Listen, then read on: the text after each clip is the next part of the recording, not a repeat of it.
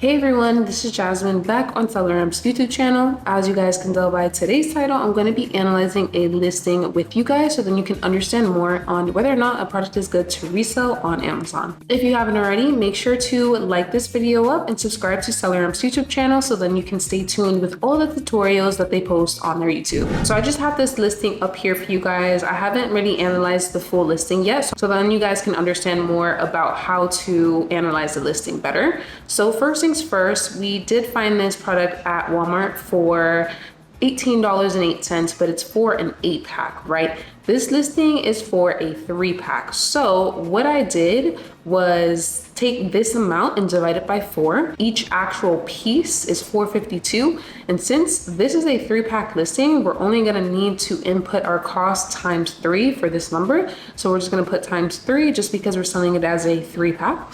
And we're going to input our cost price $13.56. You don't really have to pay taxes for this product since it is a grocery item. So you don't have to worry about taxes, but I know in other states it's different all the time. So if you do have to pay tax, make sure to include that into your cost price. You can actually even include tax if you do plus 7% or wherever your state is and how much you are charged with taxes. You can just do those calculations in the actual cost price. But since I am not charged on tax for this product, I'm gonna leave it at $13.56. We see this product sells 100 times a month, and I know most of you guys are worried about the high-risk product IP alert. It seems like there's not too much issues just because there's no sudden dips in the offer count. Offer count basically meaning all the sellers that are on the listing, when they got on, when they got off, and there's not really too much sudden dips that I see. So there's not really too much issues with this product, so you can just disregard this alert. Now keep in mind, they come out with the alert sometimes, but that doesn't necessarily mean that it is an IP product. So just check that, make sure there's no sudden dips in the offer count, because if there was any dips in the offer count, then that means that the brand, either the brand kicked them off the listing or Amazon kicked them off the listing as well, or they sent letters. So yeah, we don't have to worry about that. Next thing, we see where we are already under the max cost, $14.92. We have to be under that price so then we can be profitable in our criteria. And we see here there's a BSR of 558. So this is a great BSR for a grocery, and it's in the top 1%. We're already eligible to sell this product. Usually when you're engaged in the grocery category, you don't really have to worry about, providing invoices for multiple times for grocery products in the grocery category, so we don't have to worry about that. We see it as a variation listing since there is different flavors and sizes in this listing, but it sells over 100 plus, so that is perfectly fine. If it sells less than 50 plus, that's where you are going to want to do that math and look to see how much times it actually sells a month. So then you can see whether or not if it's a good buy or if it's a bad buy. So we see we would be making profit $4.35, ROI 32% if we matched the buy box price right now, which is $27.59. But keep in mind, you can price your product anything you want to as long as it's competitive, so then you can actually still make sales. So the way that I price my products is I basically go down to the buy box analyst on SellerAmp. If you don't see this little pie chart here, make sure to go into the settings and turn that on, and then you'll be able to see that on your end. And basically I look in the past 30 days and then I kind of like just scroll and see what I think I should price mine at. So I go based off of the price that it's been at in the past. So we have 27, 48, 26, 25, 24, 25, 24. So it stays within that range, but I do see the offer counts going down and the price is going up. So that's going to tell me to put my price a little higher. And then eventually when Amazon receives those units of mine, then I eventually will look into the listing again and see if it's still high or if I should price it a little lower, just because in the past it was valued at around 21, 22.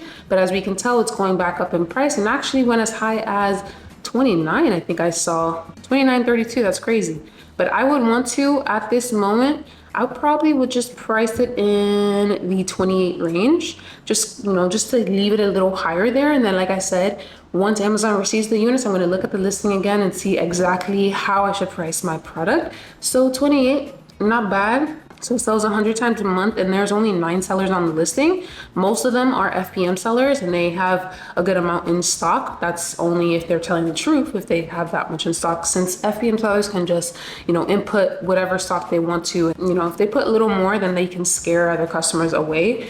But I am perfectly fine with competing with these sellers. I'll match the cheapest FBA seller's price. So if we go here, we can see 28.15 is the cheapest right now for FBA sellers. 28.15. So basically what I was saying, I'm going to be listing it at $28.15 just for now. And I do see that the highest it's been in the past recently was 29, but we're just going to keep it at that. So now that we know what we plan on pricing it at, and we've seen the competition, there's not too much. The offer count is going down. The estimated sales is 100 times a month. Only thing that we have to keep in mind is that it's been near the break even. Now, what does that break even mean? So first of all, if this break even is not showing for you on your SellerAmp, make sure to toggle that on as well in your SellerAmp settings. Scroll all the way down and make sure to press save. So break even is basically the price that you're not going to be making any profit, but you're not going to be losing anything either. You're going to make exactly how much you made when you bought the product. So it's not like a win or lose situation. But you want to make sure before you buy a product to make sure that it's not like that price has not been, existing or in that area in the past 3 months. And that's how I look at it. So in the past 3 months, it actually has been lower than the break even. So that's the only red flag with this product. But we do see if we catch on to this wave fairly quickly and we, buy our products and automatically send them to Amazon, we can focus on this offer count going down and the pink line going up. We can actually maximize off of that. This is a product that you have to take quick action with, just because as you can see, the break even is $22.48. So if I put my price at $22.48, I'm not really gonna be making anything. 1 cent profit is what I'm gonna be making. ROI 0.07%. So that's not good. So as you can see, in the past 3 months, it has averaged 21s mainly. 22, so 21, 22, but mainly 21. And once we get below this number, that's where we're actually going to start losing money. So 21, if I just put it at that, now we're going to be losing $1.25 every single unit that we sell, and our ROI would be negative 9%. So this is like a quick product, and that's probably why there's a little more FBM sellers on this listing, because there is a little more risk for this product. So it's really just up to you. If I was buying this product, I would either try doing it FBM or kind of disregarding it and maybe keeping it on the list just to see if it stays high right now. But for this case, since it's been usually in the 21s, and let's just look at a year. Yeah, it stays really pretty much in the 21s.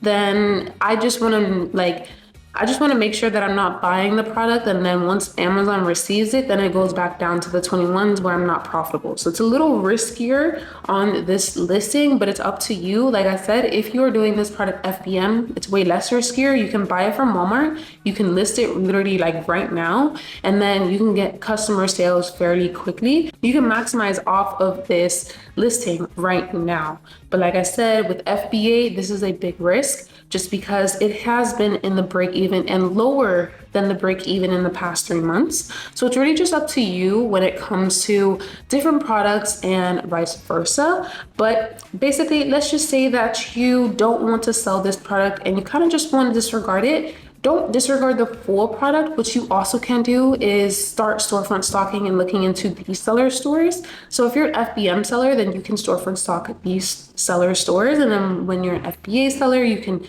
click on these stores and you can look into the products that they are selling. So I always recommend usually to click a seller store that has like less than 100 reviews. So that seller had 24 reviews. And as we can tell here, they have a total of 15 ASINs. And now you can look into products and now you can start storefront stocking their store. Like I said, if you're doing FBM, you would want to look into the FBM seller stores. And if you're doing FBA, then you would want to look into the FBA seller stores.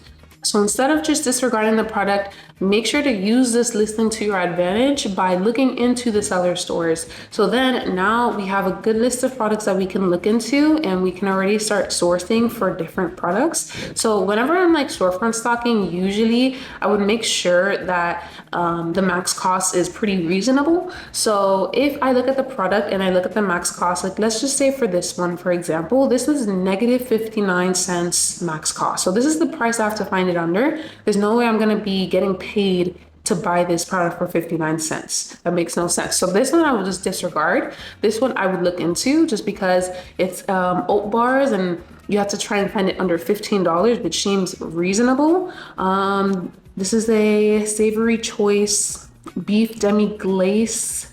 I don't know what that is, but max cost is a little low. So you can check it out if you wanted to, but I probably wouldn't. I would look into this one, 302. I would look into this one, 1959. So it's really just up to many different methods of sourcing. So there's a lot of different tutorials on SellerAmp's YouTube channel going over a lot of different sourcing methods, but I feel like one of the main ways that I source is storefront stocking, and it's definitely way easier than other methods. So give it a try. Let me know in the comments what you think, if you found any good products using this method. But that's pretty much it with this video. If you guys want me to analyze more products on SellerAmp's YouTube channel, make sure to comment down below and also subscribe to SellerAmp's YouTube channel. And if you aren't already signed up for SellerAmp and you don't have a subscription and you're an Amazon seller, make sure to do so. Link in the description, or go to selleramp.com so then you can have your free trial today and you can start utilizing the SellerAmp app to make sure that you're not really wasting money on products that aren't going to sell for you. No one wants to lose money in this business. Everyone wants to make money. If you want to see more of me, make sure to go to my YouTube channel, Jazz Hustles. I have a lot of other great tutorials on there that will benefit you and your entrepreneur journey. But that's pretty much it with me. Thank you guys so much for watching, and I'll see you guys real soon. Bye.